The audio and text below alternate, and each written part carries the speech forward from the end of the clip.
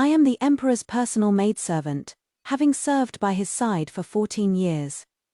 I personally witnessed him go through the bloody and brutal struggle for succession, transforming from a prince subtly strategized behind the scenes into the revered sovereign, who struck fear into all civil and military officials. After he ascended the throne, I became the head palace maid, and everyone in the palace respectfully called me Aunt Ruozhu. There were even rumors that he would eventually take me into his harem as a concubine, but I had personally witnessed the miserable fates of those palace maids, who foolishly dreamed of climbing into the dragon's bed. In his heart, we palace servants are merely slaves to be disposed of at will. How could he genuinely value me? The August sun was like fire, though I stood in the shade of the eaves. Her snow-white, jade-like cheeks were already flushed with 2 streaks of crimson, and sweat dripped from her slender. Under the scorching sun, her body swayed precariously, yet she still refused to leave, her gaze persistently fixed on the vermilion doors of the Hall of Mental Cultivation. I truly couldn't bear to watch any longer, and stepped forward again to persuade her. Heartbroken, after saying that, I looked around. Dense beads of sweat gathered on concubine Shu's face. Sliding down her cheeks, it was unclear if they were sweat or tears. She was stunned for a long time after hearing this, then slowly said, "Ruozhu, you don't need to persuade me anymore. Today, no matter what, I must see His Majesty." Concubine Shu was so determined that any further persuasion from me would be. She knelt from dawn until dusk, her whole body scorched black by the sun, her hunched figure bearing no trace of her former grace and nobility, a beauty as radiant as a flower. Yet the emperor had the heart to let her kneel outside the palace gate for so long. However, heaven did not let down the persistent. She finally waited for the emperor to walk out of the hall. "Your Majesty, this concubine's father was framed." Consort Shu wailed as she crawled on her knees towards the emperor. She struggled to raise her head, her swollen eyes brimming with tears, her hoarse voice filled with exhaustion and despair.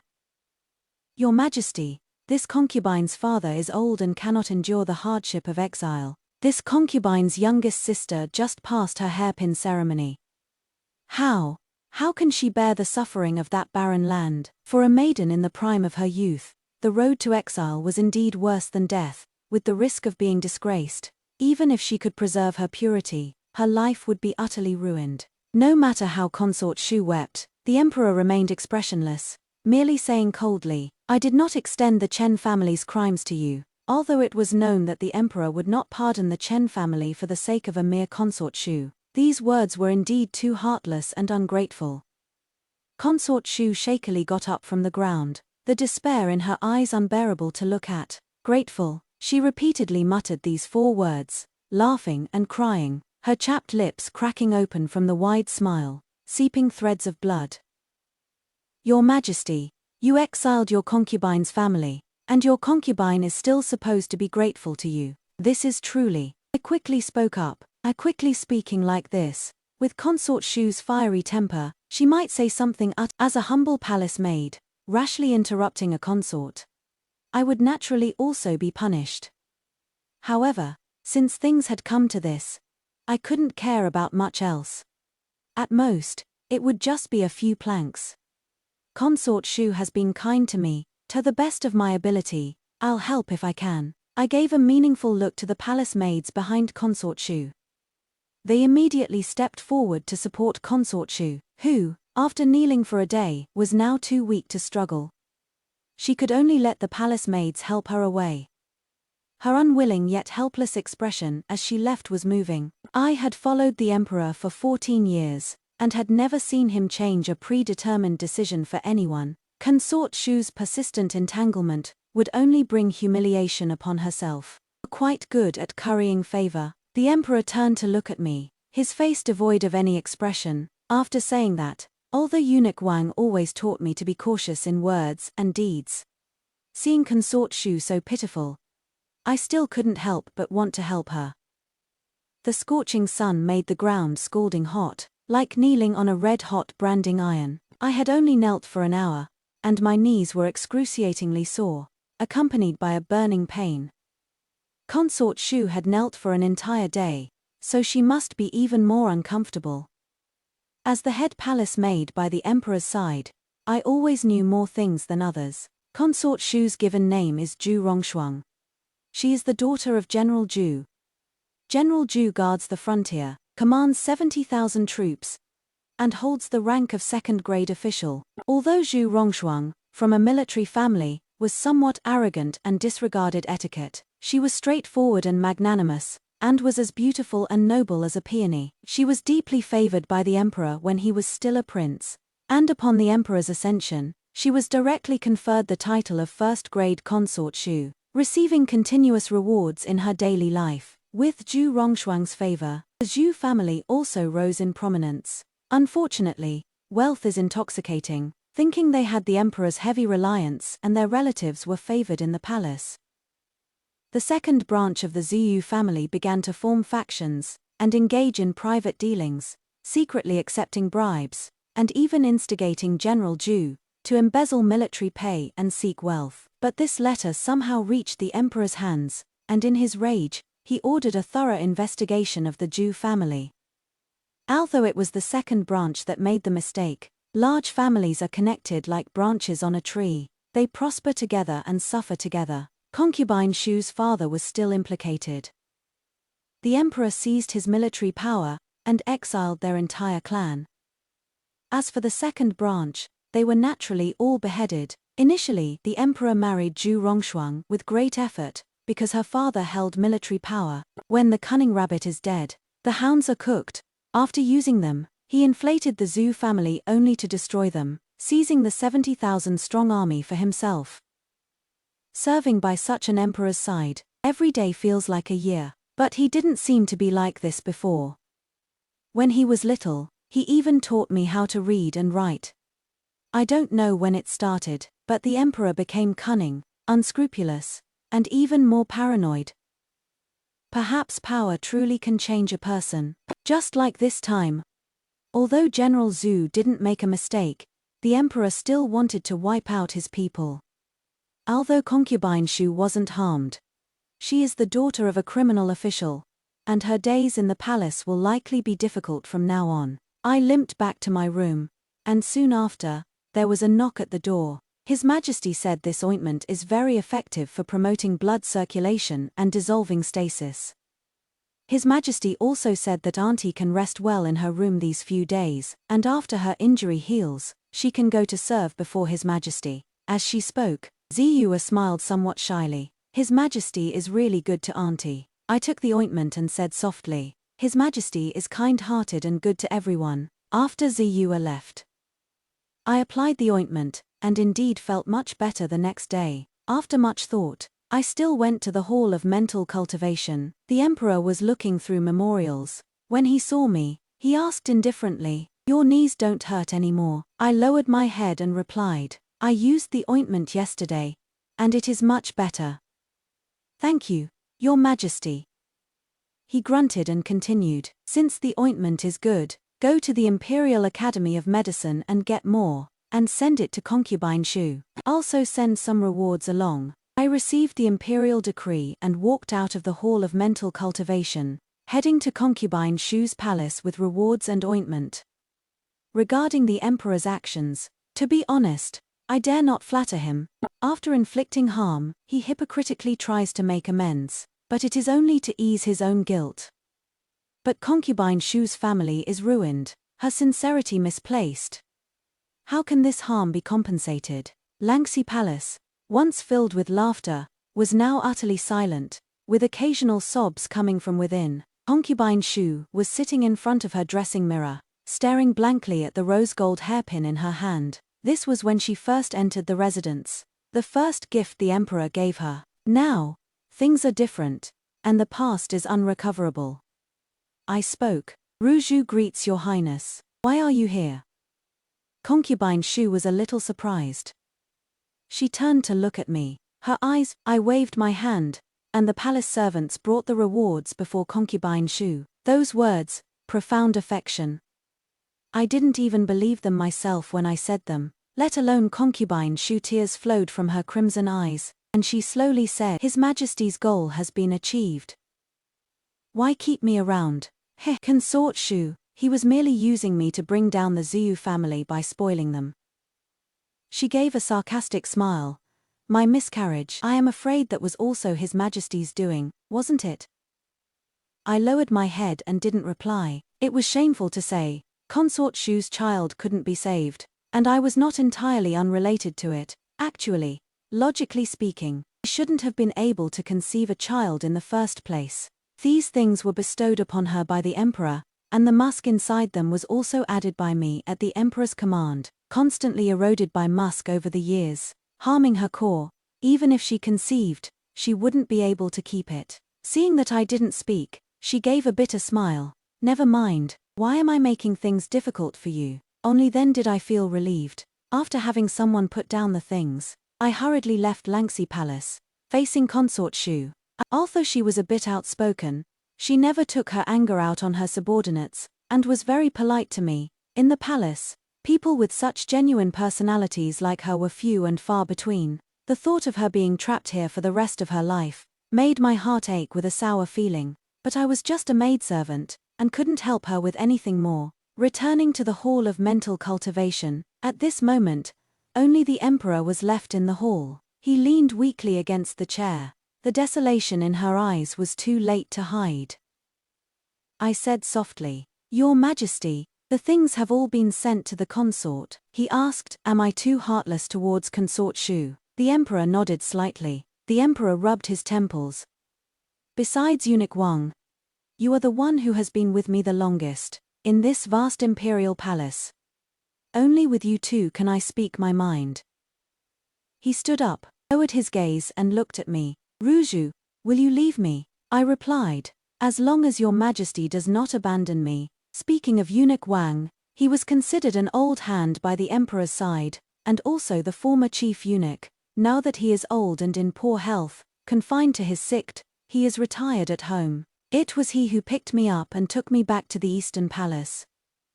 At that time, I was only 4 years old, and eunuch Wang was like a teacher and father to me. Without him, I wouldn't know if I'd be dead or alive right now. In this former imperial court and inner palace, when some lose power, the Zhu family fell, but the He family rose. Concubine Zhen's name is He Xin, and her birth father is Minister He of the Ministry of War, who was also an effective helper in bringing down the Zhu family. His daughter, He Xin, also entered the palace based on this merit, becoming the emperor's new favorite, whether by coincidence or intent. This concubine not only has a similar temperament to Consort Shu, even her makeup, and even her words and actions, are very much like Consort Shu's, but she is much more delicate than Consort Shu. The emperor didn't even raise his head, only saying the word granted. Concubine Zhen, carrying a food box, smiled sweetly. Your Majesty, Shina has made you some iced plum soup, please have a taste. After she finished speaking, her maid beside her brought up the food box. The weather is so hot, and you still made a special trip here. In the future, just let the servants do such things. While the emperor was speaking, I took out a silver needle to test for poison, and seeing no abnormality, I then used a silver spoon to scoop up and drink a mouthful. Concubine Zhen was immediately enraged. What are you doing, you lowly slave? Do you even deserve to drink something this consort made with her own hands? I immediately knelt down, bowed respectfully, and replied, Please don't be offended, Consort Zhen, you entered the palace rather late. So perhaps you don't know. Everything His Majesty eats must first be tasted by this servant for poison before it can be consumed. Are you implying that I don't understand the rules, or are you saying that I intentionally tried to poison the emperor? With that, she kicked me. Consort Zhen then reacted, pouting sweetly and acting spoiled. Your Majesty, please forgive me. Concubine did not intentionally lose decorum in front of you. It is just ... It is just that my good intentions towards you have been misinterpreted, and I feel a little wronged. Please forgive me, Your Majesty. Concubine didn't mean it. After leaving the hall of mental cultivation, I subconsciously rubbed my shoulder. Consort Zhen looks delicate, but her strength is quite considerable. Liua, who was guarding the palace gate, also saw everything that just happened and whispered to me, This consort really has a temper. Auntie, you are a first-class palace maid by His Majesty's side. How dare she humiliate you like that? I frowned slightly. Ziyu, mind your words. I didn't take Zhenjiayu's humiliation to heart. So what if she is a first-rank palace maid by the emperor's side? A head auntie. At the end of the day, she is just a palace maid, a servant. The palace pond is big, there are many snapping turtles, and no one is easy to mess with. I only hope to live peacefully until I am 25, leave the palace, and see the peach blossoms all over the mountains, the vast grasslands, and the snow-covered green mountains that Consort Shu spoke of. Besides, I've endured plenty of disdain and contempt since becoming a servant, so I am already used to it. I heard that the next day, when Zhenjiayu went out, she slipped on the stairs and fell. Once a new mistress who had just entered the palace couldn't stand me serving behind the emperor, so she deliberately caused trouble and pushed me into the lake. The lake water in January was icy cold and bone-chilling. After I was pulled out, I lay in bed for many days. It was Eunuch Wang himself who decocted medicine for me and looked after me. I heard that on the third day after I fell into the water, that mistress angered the emperor over a small matter and was punished by the emperor to kneel in the snow for 2 hours. The emperor had said he would always remember the affection from the Eastern Palace and promised me that as long as I behaved myself, then I would have a lifetime of comfort and never want for anything, and absolutely no one would be able to bully me. Grand Eunuch Wang often says that the emperor treats me differently from ordinary people. But I must also always remember my place and not harbor presumptuous thoughts. He is afraid I might go astray, just like elder sister Jingxi. Elder sister Jingxi was born beautiful and intelligent. So one time, I hid to the side and personally heard the crown prince say, "A wretched maidservant. How dare she forget her place?" Perhaps that scene was too bloody. I can't forget it to this day. And naturally, I didn't dare to have any delusions about the emperor, and I think that his being good to me and avenging me, he also trusted me, ever since trouble befell concubine Shu's family, although the emperor would sometimes let me go see Consort Shu. He never went out to Langxi Palace even once more, perhaps because the emperor was indifferent to Consort Shu, so she went to Langxi Palace with great fanfare and sarcastically mocked Consort Shu for quite a while. Ziyu loves to watch a good show. She came back and told me, "Auntie, you wouldn't believe it, that concubine Zhen has such a huge temper, relying on His Majesty's favor. She really humiliated Consort Shu.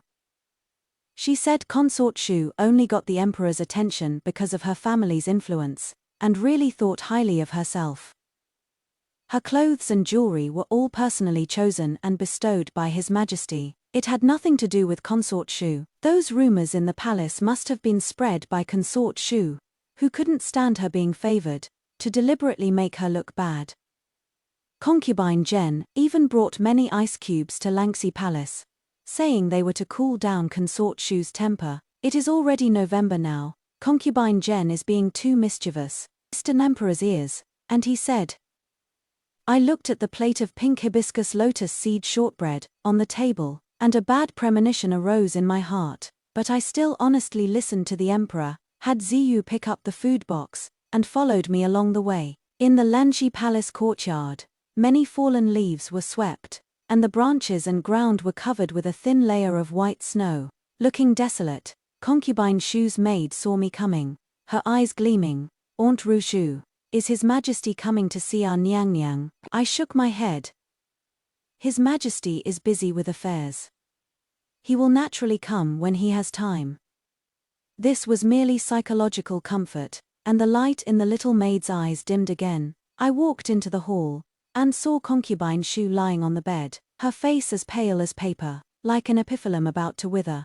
What is this? It had only been over half a month since we last met. How did concubine Shu end up like this? She said weakly. He always sends you to see me. Why doesn't he come himself? His Majesty has many affairs and can't get away. He will return in a few days. Niang Niang, you must take good care of yourself. Concubine Shu listened to my words, and a bitter smile tugged at the corner of her mouth. He doesn't dare to see me, does he? Even if he came, I wouldn't want to see him. Nyang said tearfully. Unfortunately, she caught a cold a while ago. After that commotion with consort Zhen Jieyu, her ladyship's illness worsened, and even after taking medicine, she didn't get better. But looking at Imperial Concubine show, she seemed not to care about her own body at all, even appearing somewhat at peace. After leaving Langxi Palace, I went to consort Zhen Jieyu's bedchamber again. She was embroidering at that moment, and merely glanced at me indifferently when she saw me arrive, looking quite disdainful. I bowed and said, "Greetings, consort. His Majesty knows that consort Jiayu enjoys sweets. He specifically sent this servant to bring a newly made hibiscus lotus seed pastry from the imperial kitchen." Consort Zhen Jiayu didn't even raise her head and said indifferently, "Put it down." Yes, after respectfully placing the item down. I was about to leave when consort Zhen Jiayu suddenly said, "Wait. Don't you like helping His Majesty taste for poison? You can help this consort taste as well." With that, she whispered a few words to the palace maid by her side. Soon after, someone brought up a bowl of plum soup with ice cubes. Consort Zhen Jiayu chuckled. "Coincidentally, this consort also has a bowl of soup here. You can drink it and see if there is any poison. You must eat the ice cubes inside too." I naturally knew consort Zhen Jiayu had ill intentions, but I dared not disobey her orders. I suppose she wouldn't directly poison the emperor's personal palace maid, so I bit the bullet and drank it. A wave of cold instantly rushed through my entire body, making me shiver involuntarily, feeling as if from my mouth to my stomach. It was covered in ice and snow, extremely cold, and my belly even felt a faint pain. Consort Zhen nodded in satisfaction. "You may withdraw." I endured the abdominal pain, bowed, and then left with Ziyu. She looked back at consort Zhen, and huffed, "Auntie, she has gotten a bit too arrogant. No matter what you say, you've been with His Majesty for 14 years. Everyone in the palace calls you Aunt Ruozhu, and even Her Majesty the Empress is polite to you. She is just a third-rank consort, isn't she a bit too?" "Silence," I interrupted Ziyu. "Consort Zhen is a master. Even if we follow His Majesty our entire lives, we are still servants in the end. Since we are servants, we must know our place. Gossip about your masters behind their backs. How many heads do you have to lose? What was said today, you must never repeat to outsiders. Understand?" I couldn't bear to scold her further. Ziyu was a palace maid I personally chose. She was only 12 when she entered the palace, as cheerful and lively as Jinxie, and very likable. I kept her by my side, caring for her like a younger sister, just as Jinxie did for me back then. If it weren't for that one wrong thought tonight, how would I be the current head palace maid? Her death also made me understand that as a servant, things you shouldn't wish for, you shouldn't fantasize about. On the way back to the Hall of Mental Cultivation, my abdomen became increasingly uncomfortable. I really couldn't hold on, so I squatted down against the wall. Ziyu supported me, her face full of anxiety. Auntie, what is wrong with you? Your face looks terrible, don't scare me." 2 passing eunuchs saw me squatting on the ground, my forehead covered in sweat, and noticed something was wrong, so they helped Ziyu assist me back to my room, and Ziyu rushed to call for the imperial physician. My consciousness became increasingly blurry. Vaguely, I felt as if someone was massaging my stomach. When I opened my eyes again, the sky was already dim. And Eunuch Wang, with his head full of white hair, was sitting by the bed. "Uncle Wang." My voice was as faint as a mosquito, weak and listless. "The imperial physician said you ate something dirty and hurt your spleen and stomach. You probably need to drink medicine for over a month to recover. And you also need to avoid certain foods. Eat something light." I slowly supported myself on the edge of the bed and sat up, enduring the bitter taste of the Chinese medicine, and drank it all in one gulp. "That girl Ziyu already told our family that you've been unwell ever since you came back from consort Zhen's place," Eunuch Wang said softly. "You are a smart person, but we as slaves and maids cannot challenge our masters without proof. There is no other way. You just have to swallow this bitterness. I am sorry to have wronged you." 7 I didn't know if it was the traditional medicine that was too bitter, or if my heart was bitter, but tears involuntarily streamed down. Eunuch Wang comforted me, Endure for now if you can. Things will get better when you leave the palace in the future. In the end, it is still US servants who suffer. Uncle Wang. I cried, and hugged him, burying my head in his shoulder, and sobbing softly. He gently patted my back. It is all right. It is all right. Everything will pass. Uncle Wang talked with me for a long time before leaving with his crutch. His hunched figure slowly disappeared into the night. Logically speaking, it is so late, Ziyue should have returned by now. But tonight I waited and still didn't see her. The bed opposite was empty. Could it be that she got into trouble? I went out, clutching my faintly aching stomach, and asked a palace maid serving in the hall of mental cultivation. Have you seen Ziyu? The little palace maid replied. What if she froze? I searched for a long time but still couldn't find her. After returning to my room, I waited for a while longer before I saw her return, crying sadly. My heart was anxious, and my tone couldn't help but become a little harsher. My snow swollen, my tone involuntarily softened. I'll make you a bowl of ginger soup later. Look, your face is all red from the cold. Ziwe lowered her head, letting me apply the medicine. I asked, how were you punished? She pouted and said, His Majesty summoned her for questioning. As she spoke, she shed tears again. All right, away her tears. The imperial physicians all said, you still have to drink medicine for many more days, you know, so don't overexert yourself. The next day, Ziyu suddenly excitedly found me. Auntie, this morning that Gen Jiyu, who made you sick and was arrogant and overbearing. I was a bit surprised.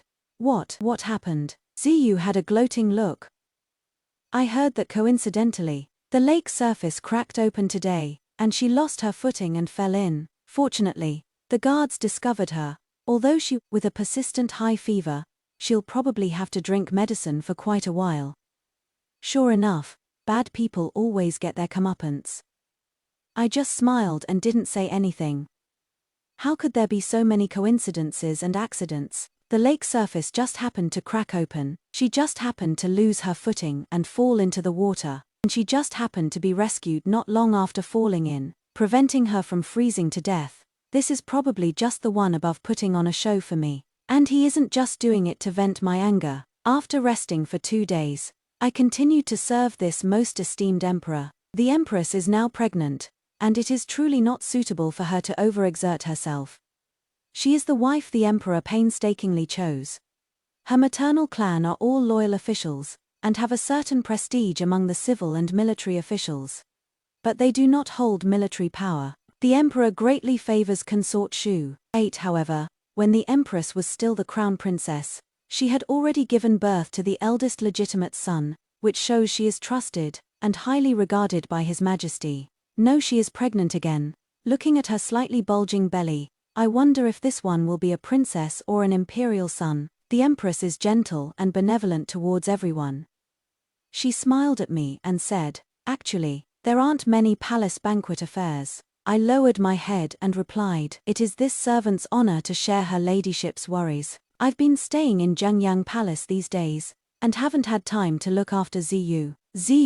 When I got the news and rushed over, Ziyue was surrounded by many palace people watching the show, chattering away, but they were all just saying she was wishful thinking. It was the dead of winter. People didn't want to linger on the road. The crowd gradually dispersed, and she also saw me, and said with a trembling voice, Aunt Ruozhu, I am sorry, I didn't listen to you, but I don't want to be a servant who has to depend on others for a living, always uncertain about the future. Aunt Ruozhu, I am really tired of this life of forbearance and humility. Although this path was chosen by Ziyue herself, and she had to pay the price for her actions, I still felt a little reluctant. Even though I knew the emperor was a man of his word, and no one could sway his thoughts, I still had to try. I asked the eunuch on duty, and he said the emperor was in Consort Zhen's palace. When I braved the wind and snow to get there, I was stopped by eunuch Li. As I spoke, I took out some silver money from my pouch. It is because His Majesty specifically ordered me to stop you, Auntie.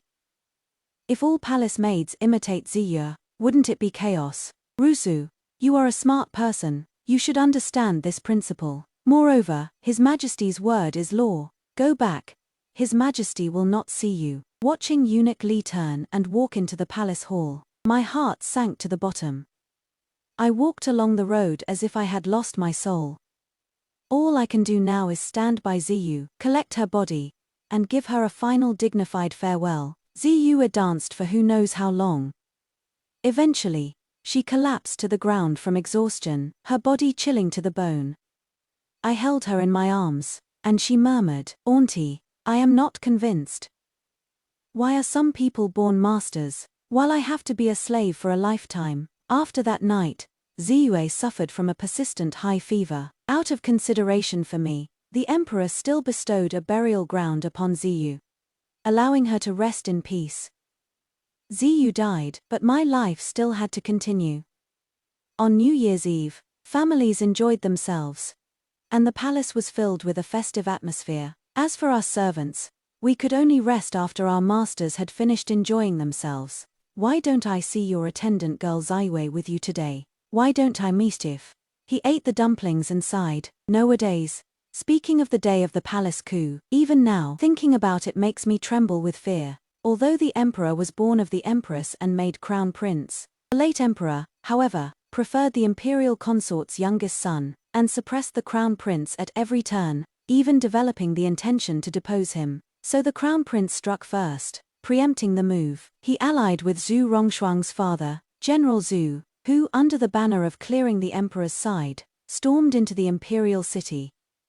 When the crown prince left the eastern palace, he admonished me that no matter what happened, I must protect his eldest legitimate son with my life. After the palace coup, the streets were covered in fresh blood, and the air was filled with a nauseating stench of blood. After the crown prince ascended the throne, he sent the concubine beloved by the late emperor to Hongling for imprisonment.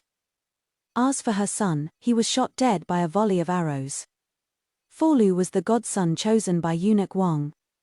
He grew up with me. He was honest and good-natured. He said that in the future he also wanted to be a powerful eunuch, like eunuch Wang, and he also said that he would protect me in the palace later on. But he couldn't even protect himself, and he died in the palace coup. Originally, Ziyu used to accompany me during festivals, but now she also, in this huge palace, the only person I could truly trust was eunuch Wang. He ate his dumplings, sighing from time to time. Our old body, who knows how many more years it has left to live. Ever since I got sick, I haven't had the strength to serve before His Majesty. Eunuch Wang watched the emperor grow up, always having endless worries to say something that others shouldn't hear.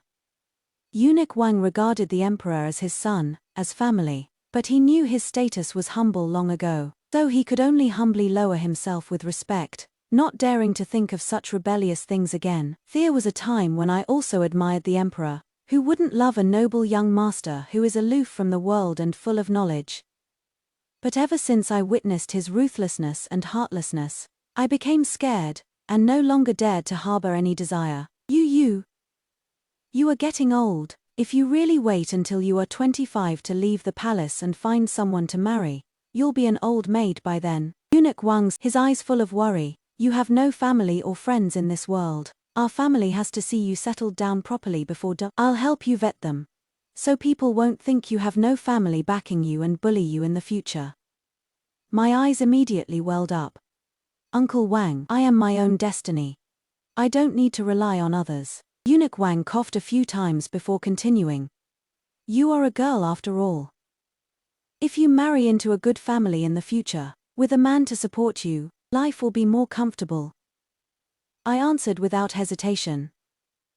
I am not going anywhere. I'll stay in the palace with you. Silly child, everyone will have that day they die, without exception. And our family's body. Our family knows it best. I won't live much longer, after our family dies.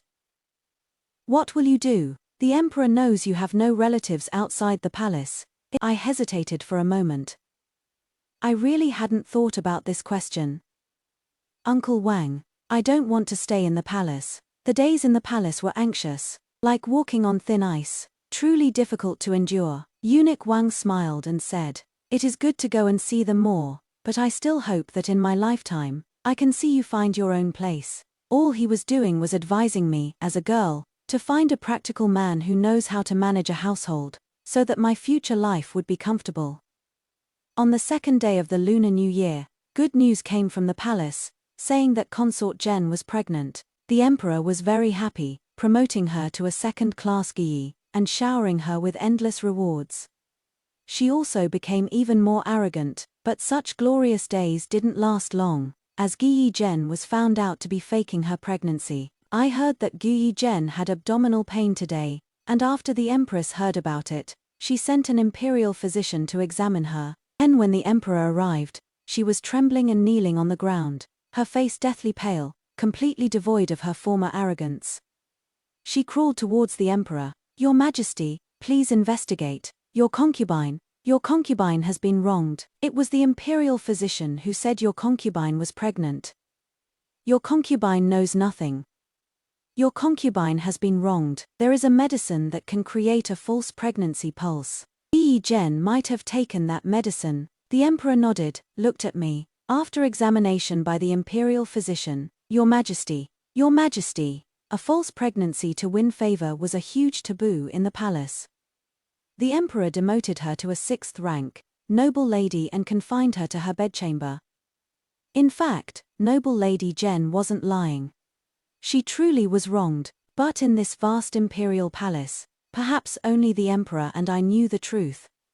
Some time ago, the emperor had secretly put medicine into the hibiscus lotus seed pastry he gave noble lady Jen. I didn't know about it initially. His action was not only to vent his anger for consort Shu, but also to suppress noble lady Jen's father, Minister He. From the moment she entered the palace, her future destiny was already sealed.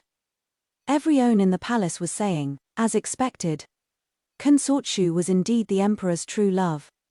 Even if her clan was exterminated and property confiscated, she could still securely hold her consort title.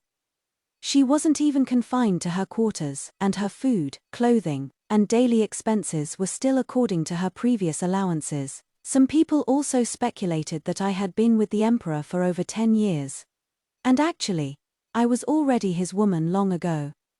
The emperor was just afraid that Yunru would stir up strife in the harem, which is why he kept me by his side. What others think isn't After noble lady Jen was confined to her quarters, the palace became much calmer, but consort Shu passed away. Last time consort Shu wasn't feeling well. I truthfully informed the emperor, and the imperial physician went to examine her, saying that as long as she took medicine and recuperated, it wasn't an ink-wash big problem. So why did she die? The emperor went to Langxi Palace, where a strong scent of traditional Chinese medicine permeated the air. I still remember when I first saw consort Shu. She was wearing a tea-red long dress, her whole face smiling like a flower. Yet now she died so silently, her prime years buried deep within the palace. The emperor saw consort Shu given a grand funeral, and even posthumously elevated her to imperial noble consort. But what is the use of doing all this now? On the 7th day after consort Shu's passing, the emperor drank quite a lot of wine and pulled me over to chat. "Ruozhu, do you think I've been too heartless?" I replied. "Your Majesty's actions have Your Majesty's own considerations." The emperor waved his hand. "Now that consort Shu is gone, there is no one in the palace who can open their heart to me anymore. I once understood His Majesty's difficulties. Although he was the crown prince, he was not favored by the late emperor. 11 His struggle in court was arduous, which is why he sometimes acted ruthlessly. He suddenly after another who deeply loved him. I indeed found it hard to empathize and couldn't help but start to distance myself from him. Frightened, the fates of Jinxi and Ziyue flashed through my mind, and I felt a chill down my spine. Lowering my head, not daring to look at the emperor, I only heard him sigh. "I still remember how you used to cling to me, calling me Jige, and asking me to teach you to read and write. You are, after all, different in my heart." I still bowed and said, "Your Majesty, I beg His Majesty for forgiveness." The emperor said softly, "Never mind, since you have no such intentions. I will not make things difficult for you." That night, even after I returned to my room, I still felt a lingering fear. But when the emperor said he felt differently about me, my first reaction was, As a mere palace maid, there was nothing he could scheme for from me. Even if the emperor was telling the truth and had feelings for me, who knew how long these feelings would last? The emperor is the son of heaven, and there are countless people he loves. He once personally cooked to please consort Shu. Not only that, but also picked morning dew to brew tea for her. But later, wasn't her family also raided without mercy? He once, to marry the empress, frequently sent her all sorts of trinkets, and even wooden carvings he personally sculpted, but all he truly wanted was the empress's family power. There are many imperial concubines in the palace, and he seems to be very attentive to each one. An emperor's love seems precious, but in reality, it is cheap. After that day, I took a sick leave, hiding from the emperor, figuring I'd hide for as long as I could. When I had nothing to do, I would go talk to eunuch Wang of Hezhou. This morning, I had just reached his doorway, when I heard him coughing violently. I was scared and quickly went to find the imperial physician. He took his pulse and shook his head at me. Aunt Ruozhu, you should prepare for the eunuch's funeral soon. I am afraid he won't make it. What? For a moment, Little Highness. My tears wouldn't stop flowing, feeling anxious and sad inside. Uncle Wang, don't be anxious. I'll send someone to invite His Majesty right away. With eunuch Wang in this state now, I really didn't dare to leave. I could only send a young eunuch to invite the emperor. After waiting for almost an incense stick's time, I still couldn't see the emperor's figure. And I couldn't help but feel a bit anxious. In the emperor's heart were the empire's grand design, the common people, and even the imperial concubines. Perhaps it wasn't worth mentioning at all. Ruozhu, His Majesty is busy with state affairs. You must tell him to stay up less, and take care of his health. His stomach isn't good, he must eat on time, be careful of stomachaches. Also, I have no children in this life. You are the child I watched grow up. Besides His Majesty, you are the one I worry about the most. You must live well, live out this life well. I held his hand. Uncle Wang, in Ruozhu's heart, you are my father, don't leave. I hope he can let you leave the palace for my sake. I cried so hard I couldn't make a sound. He finally stroked my head. Silly child. Eunuch Wang's hand slowly slipped, and only my voice echoed in the entire room. He was still looking at the doorway before closing his eyes, but ultimately failed to wait for the emperor. It was almost noon when the emperor finally arrived, a hint of guilt flashing across his face. The Prime Minister and I were discussing matters in the hall, so I am late. I didn't speak, but simply handed him the letter Eunuch Wang had written. After reading it, he asked, "Now I only have you as an old acquaintance by my side. Are you truly going to leave the palace too?" I knelt on the ground in silence. After a long time he said, "Since this is Eunuch Wang's last wish, I grant it." He buried Eunuch Wang, personally wrote the epitaph, and also buried a lot of gold, silver, and jewels with him. But people die. These things can't be brought into life or taken into death. Only after Eunuch Wang numbers 7 days passed. Did I go to the emperor to resign? He frowned slightly, saying, "Are you in such a hurry to leave the palace?" I quickly knelt down. "Your Majesty, you read Uncle Wang's letter before. Didn't you agree to let this servant leave?" He chuckled lightly. "So what? I can let you go. And I can also keep you here." The emperor walked down and helped me up. I have let down many people in my life, and it is too late to make amends. I watched him standing alone in the grand hall and quietly said, "Take care. Imperial power and wealth are like shackles, and those trapped within are, to some extent, powerless over their own lives." As I walked out of the palace gate, I finally felt true ease and freedom. From now on, I will only live for my